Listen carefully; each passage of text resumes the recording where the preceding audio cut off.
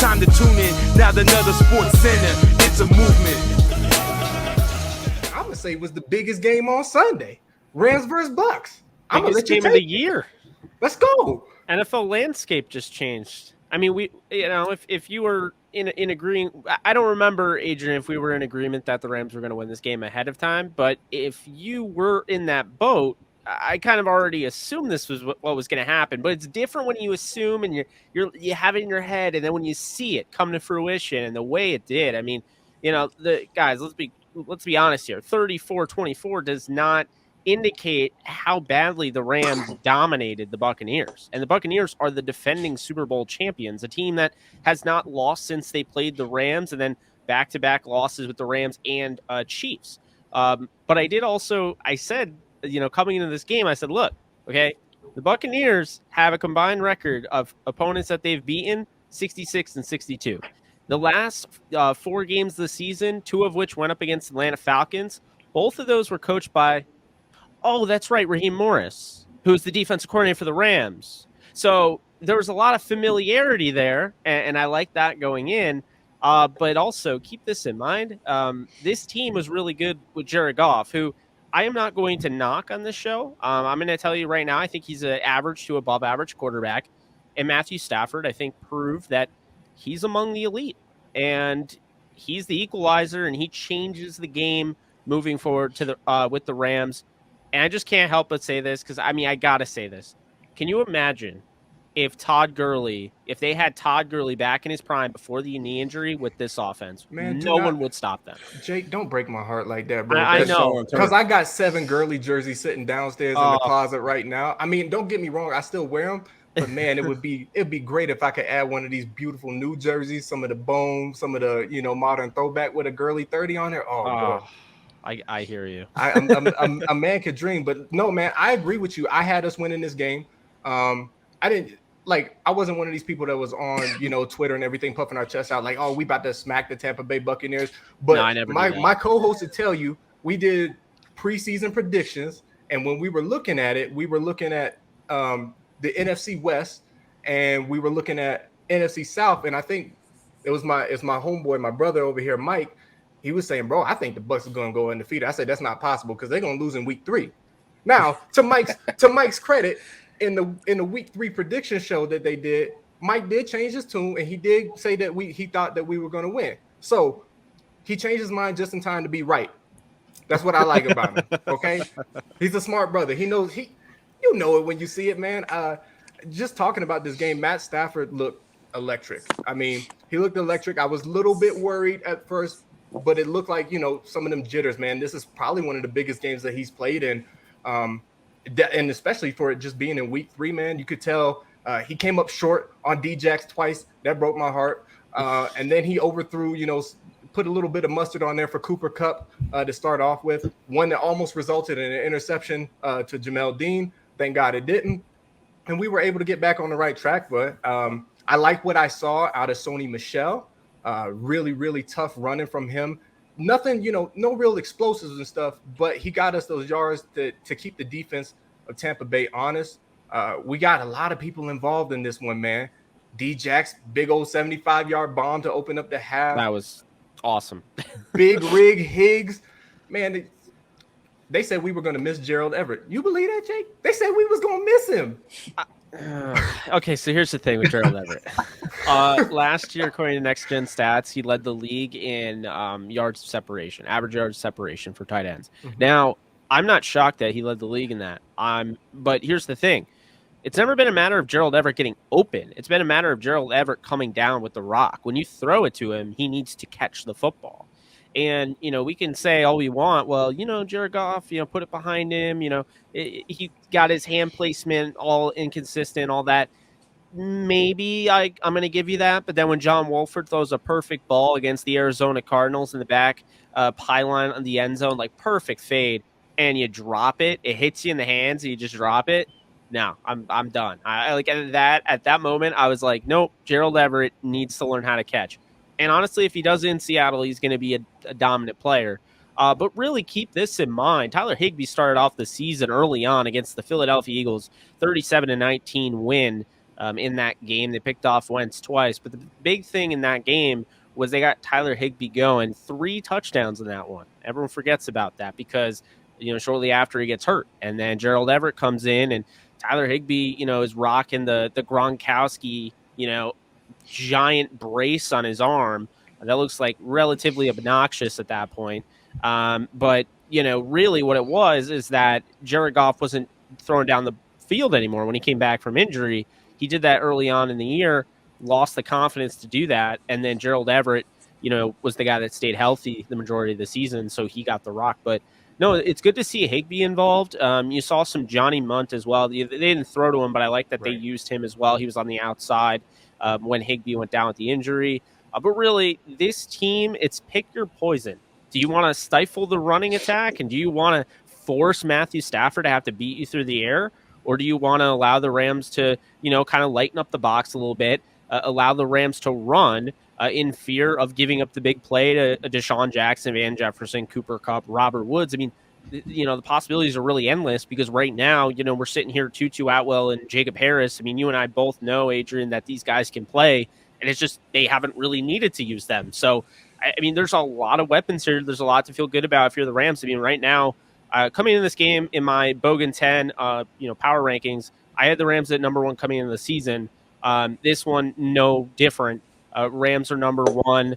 To me, they are the best team, and they're the best team by a little bit. Like, they kind of proved that too. People can look at, well, they won at home, and it's the way they won.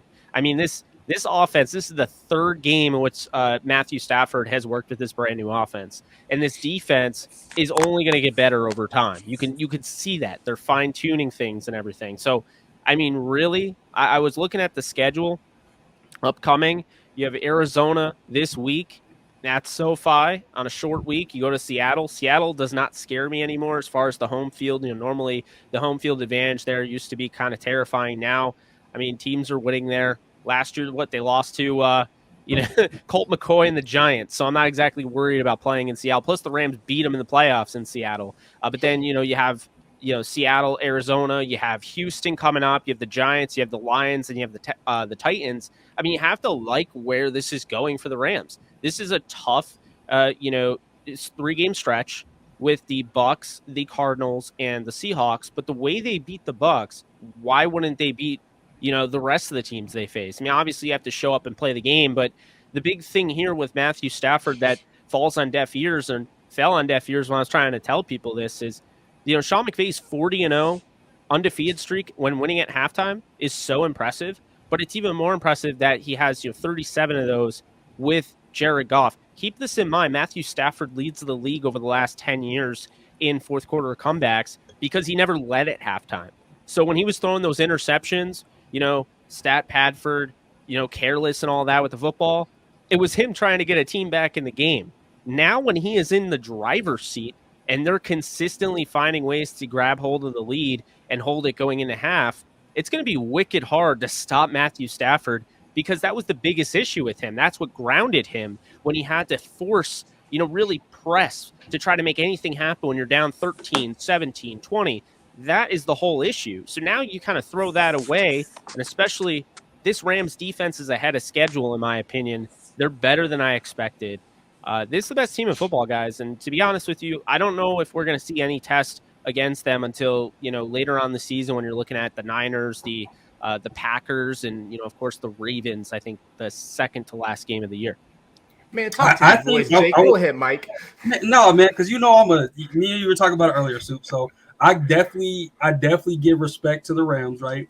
I just don't think until a team proves me right, or until a team proves me wrong, I'm going to think you have to run the ball. I don't think the Rams in a playoff situation, if they get behind a team that can just pin their ears back, they haven't shown that they've been able to run the ball. And Sean McVay, as brilliant as he is as an offensive coordinator, it's like he's anti-running the ball. He had Todd Gurley when Todd Gurley was healthy, and he did not run him like he could have been running Todd Gurley, right? So I just think that, like, in situations where you got to bleed the clock, situations where you're going to have a defensive battle, because they're going to get into some, right? Like, the best offenses always get into a little bit of a battle, right?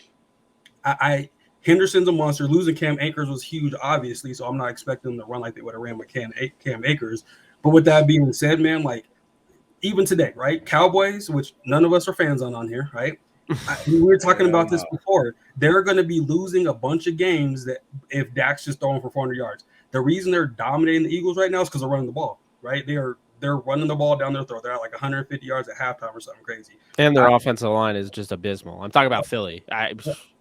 That's 100% accurate. Oh, I just Lord. think for the Rams, man, is like if they're just solely passing, you can't win a Super Bowl. You can win some games, right? But even the year where the Chiefs won their Super Bowl, they were running the ball when it mattered, and I would have to see it. You know what I'm saying? Again, I'm not arguing. They're definitely a team, but a team I think y'all are overlooking is the Cardinals. Kyler Murray looks absolutely electric. I know the pass is the pass, and y'all been sweeping them for years. But hey, well, I'm a big was- Kyler Murray fan, but he did not look good against the Jaguars. And I mean, that secondary, you're talking about Chris Claybrooks or Claybrooks. He is like one of the starters in that back end. You know, I don't. But I he don't did really look like pretty the good against the Cardinals. Vikings, though. Yeah, the Vikings secondary is not very good either. That's the thing. And I love Kyler Murray, but you know, I think with Kyler Murray, you know, we're really going to see it. If he comes into SoFi Stadium and he sets the tone early on and he beats the Rams, then man, you know, I'm a supporter of his. I believe he's overlooked because of his size, and I'm a big, you know, size isn't a skill type of person. Obviously, it's a big reason why I said drafting Aaron Donald #1 overall would end up working out for you. You know, all those teams that passed on him because he didn't look the prototypical 6'4" defensive lineman. Well, they're kicking or they're punching air, so to speak. But you know, when you look at Kyler Murray, I mean, he's got to be careful with the football. You know, he really can't be as careless as he was.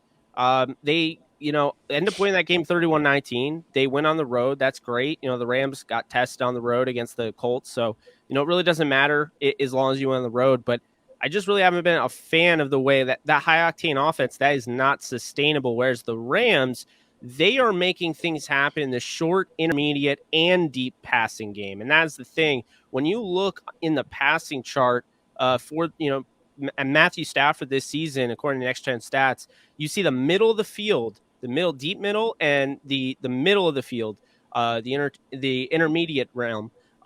Matthew Stafford picked apart against the Bears. He exploited that. Well, then you look in week 2, and it's like Matthew Stafford's throwing the left sideline all game long. He exploited that. And then week 3, he exploited the right side. When you look at Arizona, they're just going for the big play. They're trying to be explosive as possible. And honestly, I don't think they're running the football enough either. So to me, I feel like Cliff Kingsbury has them way too high octane. I don't feel like that's, you know, conducive to successful winning football down the stretch. I think it can get you off to a good start when you go up against defenses that are still trying to get, you know, their, you know, everything in order. I mean, you have a brand new defense with the Jacksonville Jaguars, brand new regime there. You have the Vikings, who, I mean, defensive-minded coach Mike Zimmer still hasn't figured out how to play defense. So, yeah, it's mind-boggling to me. But, you know, I think with Arizona, I need to see them really evolve. You know, Kyler Murray needs to be used in the short intermediate passing attack and less about going deep down the field. Because right now, you know what they're reminding me of, and it's not who you want to be reminded of?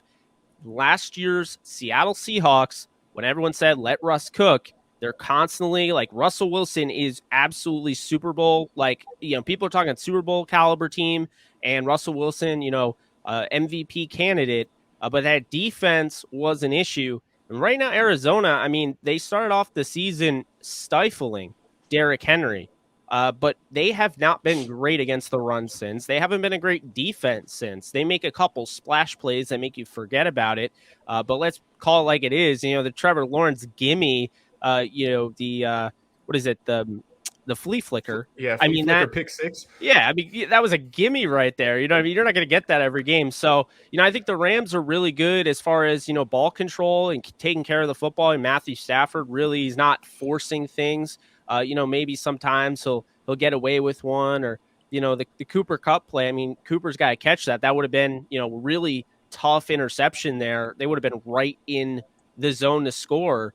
But the fact of the matter is this, you know, Matthew Stafford takes good care of the football, and the Rams were having no issue beating the Cardinals big time with Jared Goff. I don't think this Cardinals team is that much better than last year's Cardinals team. They are better. And they added new players, but they're not that much better. And I feel like the Rams are a lot better changing quarterbacks, I don't see this being relatively close. I think it's close early on, but I have 41-20. I think this is a game where the Rams just take advantage of a suspect secondary in Arizona or in LA against Arizona, and that's what we see there.